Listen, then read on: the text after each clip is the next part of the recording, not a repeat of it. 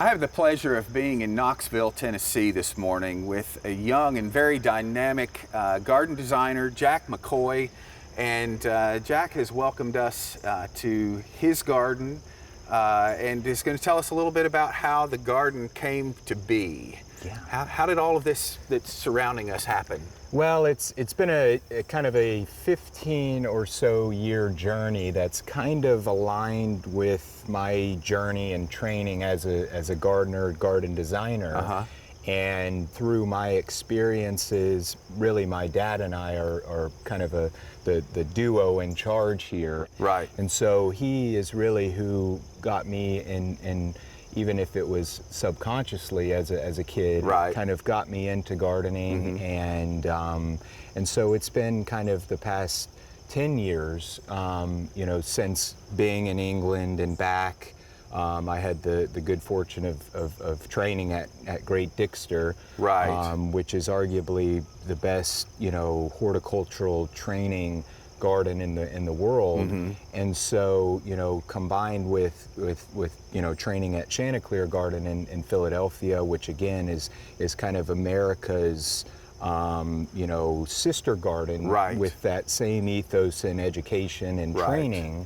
And I think it was a wonderful kind of happening that before delving into plants and becoming completely infatuated with plants, I studied landscape design and construction at UT before going and getting a postgraduate degree at Inchbald School of Design. Right. And so I think that the combination of being a plant lover, right, and a designer, really kind of make for a more broad picture. And instead of looking at plants as a collector, right, it's kind of looking at plants and how I can combine them to create scenes, to create moments. My dad started gardening to create spaces to kind of enjoy at different times of the day, at different times of the year. Right.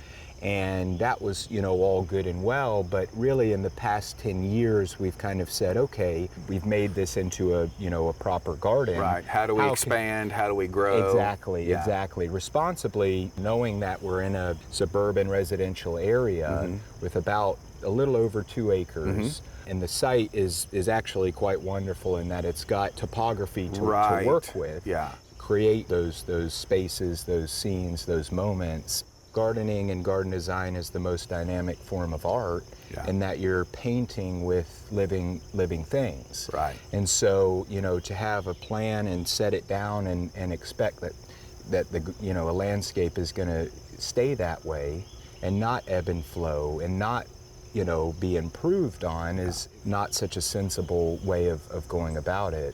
You get a certain sense of dynamism from having an owner's spirit in the garden. So you mentioned a couple of really iconic gardens that I want to go back to just for a minute. You have had the good fortune of training here in the U.S. at Chanticleer, which is up in Wayne, Pennsylvania, just outside of Philadelphia, which I agree arguably is one of the finest smaller gardens probably anywhere. And then Great Dixter, which we share a passion for. I love that place. And I think both of those gardens, to me, when I'm visiting there, there's one thing that they do there are many things they do so well, but one thing in particular is the layering of plants in those gardens so that you have interest in the garden. We're here in the middle of September, so it's toward the end of the season. But I've also been here in July, and I know that if we were here in April or May, it would also be just as beautiful because you've worked so hard to layer these plants in. So talk a little bit about designing that way. I think one of the magic things about Great Dixter and the famous gardener that made Dixter famous, Christopher Lloyd, is his emphasis on not having just perennials, which would lack structure, and using all types of trees, shrubs, perennials, annuals in a border. Truly a mixed border. A mixed planting. through that, you get this wonderful combination of impact and beauty and moments, but also that structure that kind of makes those moments even that much more impressive. Right, and that carries the garden through every season. Through every season. Even when all of this lush greenness that's surrounding us now is gone, even in this hillside, although they're hard to see, you have things like taxus, the yews that are planted in here that, you know, when all of this lush greenery is down in the wintertime, you still have those yews. This border was previously a lawn slope, and so I started mowing it at a slightly higher level to kind of juxtapose the lawn that we stand atop, and it was like, that's a lovely shape. We're going to take it a step further and put in a planted border. Sure. And so we essentially started much more perennial prone and mostly via plugs from Creek Nurseries and New Moon Nurseries and so on. And, you know, loved it, you know, for a season or two. But I think, again, gardening and garden design being, you know, that dynamic, it gives you the opportunity to say, well, that was lovely.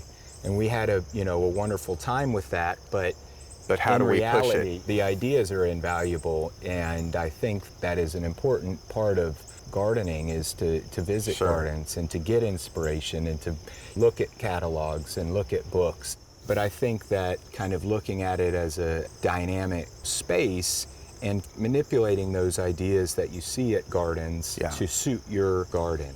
So throughout the seasons, obviously there is a great deal of interest in this garden, but the thing that I like about being here now, kind of early fall going into sort of the main fall season, is that this garden still looks great because you have late season plants, you've got the cannas that are in bloom.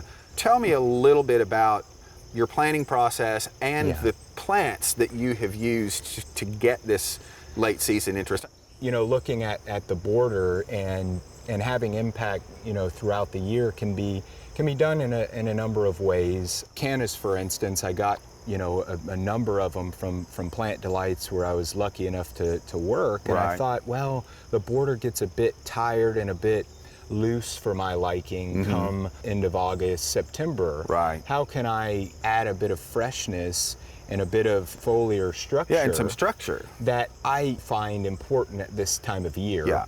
All of a sudden it was like, well, try and combine Anemone Oneron Jobert with Canna Stuttgart, for instance, and see if they kind of react. And it's really been quite a happy accident. And without the large chartreusey leaves of the cannas, Hedychium, bananas, etc., it's a rather more tired and kind of fuzzy look. And so I think that, you know, having this big expanse of lawn and then quite a prairie-esque planting, to me just isn't quite interesting. It needs something to break it up enough. Just a little bit. Exactly. And so looking at kind of plant shapes, and this is what I'm working on for this autumn, is cherishing those plants that have flower impact at 36 inches or less. So we'll talk, you know, Eupatorium colistinum, the lovely mauvey purple of it this time of year is to me much more valuable than Rudbeckia herbstone, which don't get me wrong, in the right situation where it can be a great plant, 6 to 9 feet tall. It's wonderful and it flowers for ages. It's a clean yellow. But for me, I like how the plantings kind of ebb and flow. And by using shrubs and even small trees, you can achieve that. As much as it looks like you must have 5 gardeners, we could take a weed eater and cut it all back, even leaving the clippings, as bad as that would look for all of the winter. It essentially takes care of itself. And so by planting densely via the plugs in the first year, it pretty well knitted together. And now it allows for those kind of edits to come in. And you used a term a little while ago while we were talking off camera that I want to come back to because I had not heard it before and I think it's really brilliant. And you said something about using braintenance over maintenance, high braintenance over high maintenance. Exactly, and I think so you're thinking about what you're combining and what it's going to do and how it's going to act. and gardening smart. Absolutely, and I think it's beyond just filling the space. It's thinking of the longevity of certain plants. Right. The yews, for instance, those will be here forever. Right. And while there might be certain things that change and are edited, by planting the right plants in the right densities and the right sizing, all of a sudden it pretty well takes care of itself. Gardens that are much less heavily planted than this actually require sometimes much more maintenance than having what you have here. Yeah. You do have some plants in here like the anemones, the monardas, and even some of these salvias that do require probably some management, I would think, over periods of time. So how does that happen here? I mean, do you go in the spring and decide, okay, we're going to take this back to a certain size? Well, we kind of observe and watch it throughout the season. The seasons? 2 seasons, 3 seasons, and say, well, as much as we love Anemone oneronga bear, it's got broad shoulders. Yeah. So we have to take that with a grain of salt and say, okay, this spring, we're going to come in and we're going to edit in half that. Right. So that's a bit of gardening work. Right. But it happens once or twice a year. You make decisions on the front end, you do what needs to be done, and then you let the garden evolve. Yeah, and that's where the maintenance and the thinking is as impactful as the going to nurseries and saying, oh wow, that's a lovely plant, I'm going to get 50 of them. Get 3 or get 5, and see how they do in a season. See how they do in 2 seasons. Do they thrive for you, or is it a failure? It's much better to have a 3-plant failure than a 50-plant failure. Exactly. We have certain plants that are a bit tougher to grow, if you will, and then certain plants that really we have to check every now and then. Right, because they're happy, and that's what you really want. Exactly. You want most of your plants to be happy. You can grow the one-off specialty things and go, oh, here's this moment right here, look at my whatever it is. Yeah. But everything else has to be, at least to my estimation, something that you know is going to thrive. Yeah. Pycnanthemum muticum, for instance. That's a wonderful, wonderful plant that flowers from midsummer all the way till frost.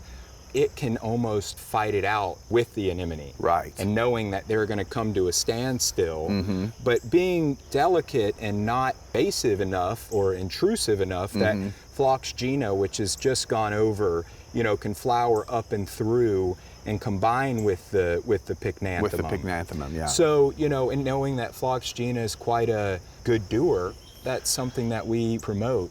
What are the plants that are going to thrive here?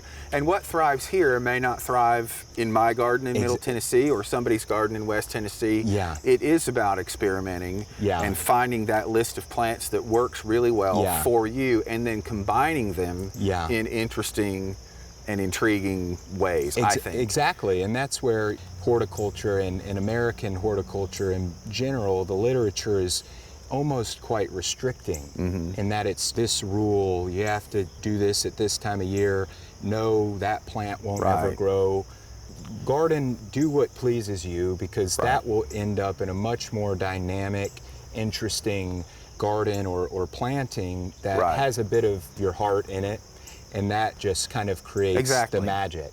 Gardening is a happy thing, so whatever you do in your garden should be the thing that pleases you, whether it follows the quote-unquote rules or anything else. It should be a happy place for you. And there is obviously science behind it, but it's like these canna groups, they should be lifted or cut back and mulched heavily. Well, they just get cut back the same as all the other perennials. Well, we've had wonderful success with them. Even the more choice ones like Flaming Kebab here, all of the Canna X generalis, the hybrids in this border are extremely perennial. It's making those mental or physical notes in a notebook. That was the first thing that we did at Great Dixter was Fergus, gave me a notebook and said, write down plant names, write down ideas, write down techniques.